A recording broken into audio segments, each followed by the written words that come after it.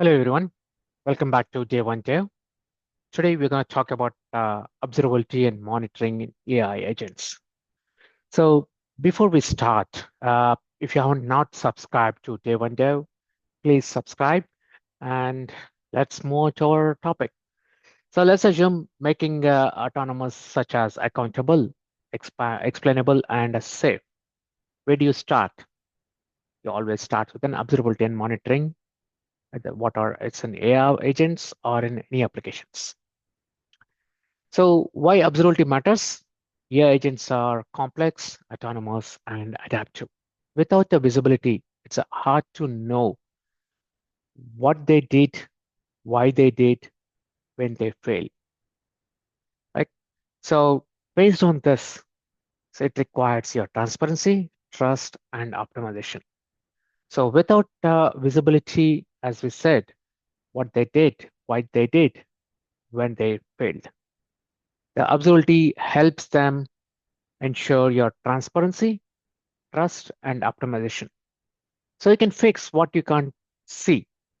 So, so this is where what to monitor in AI agents. So the first one is a model where you monitor your LLM model, uh, especially on token usage, latency, prompt success or failure. And you're using agent logic like step trace, decision flows, and action success. Uh, Tool usage is you can use for frequency, execution time, and error rate. So memory, or you can say that's in a context where you can recall quality, context length, and retention.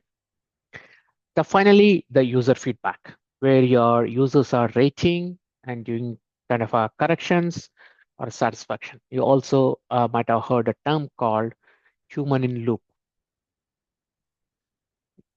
So some of our key observability metrics is going to be here. You'll be using in high level is an operational metrics where such as you will be using latency per step and token count, retry rates, and tool execution. Now, moving on to your second step, which is a functional metrics, where you look at your goal completion success, contextual accuracy, and relevance score. So long story short, you can say accuracy and a score you are looking as part of your response. And similarly, the third and the final one, observability metrics is going to be learning metrics, where user corrections, ad hoc feedbacks, conference drift, if you modeled it. And so all these performance metrics, such as response time, throughput, and latency, you look at it, and model metrics when we called accuracy, precision, recall, and F1 score. And similarly for data metrics, you look for a data quality, integrity, and a drift. And finally, decision metrics, you are making a decision making process and outcome. It's going to be some of the few tools for monitoring, such as logs tracing, which you might have be using as part of a lang chain family called a langsmith. Might be using it, or you might be using if you're deployed on Kubernetes platform, you might be looking at an open telemetry like a Prometheus. And the analytics side, you might be looking at weights, biases, amplitude, and a segment. And you might be building some custom dashboards using Grafana or Kibana or a Splunk, other products. And finally, error monitoring, you're going to use certain systems like Sentry, Datadog, Elkstack, or Neuralink products. Right. So all this traceability agents you can use with the LangGraph as well as your Crew AI, as well as your Microsoft AutoGen, where you can insert all these logs to your uh, respective metric systems where you're monitoring it.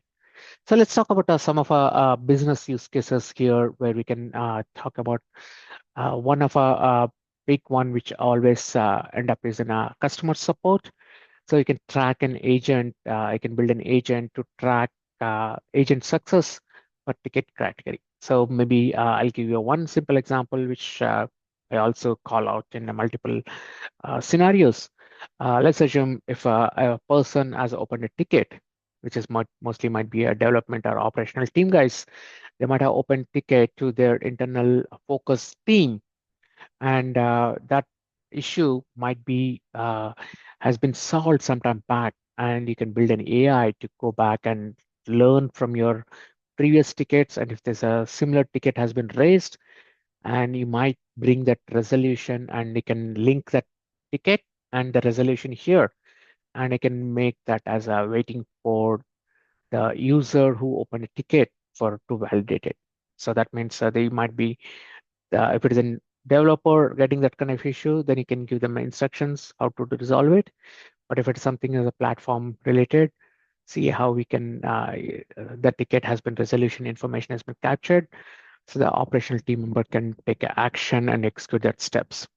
So this will help a team member rather he log into that support ticket system searching for your older tickets, and this will improvise a lot of uh, time as well as efficiency. So similarly, you can also do that some kind of a Copilot, which GitHub Copilot you might have used it. So you can also use that, right? So let's coming to the pretty takeaway is pretty much you add step level logging in your entire agent flows, wherever you have inputs and outputs for every task level you're doing it, and track a prompt versions and the performance of over time.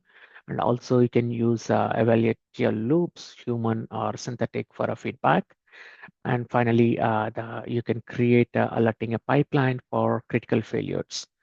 And observability and monitoring are crucial for ensuring any application, especially with an AI agents, perform optimally and reliably and of your data. So by implementing this kind of monitoring systems and some best practices, you can unlock the full potential of an AI, and also you can build a trust in these autonomous systems the way you use.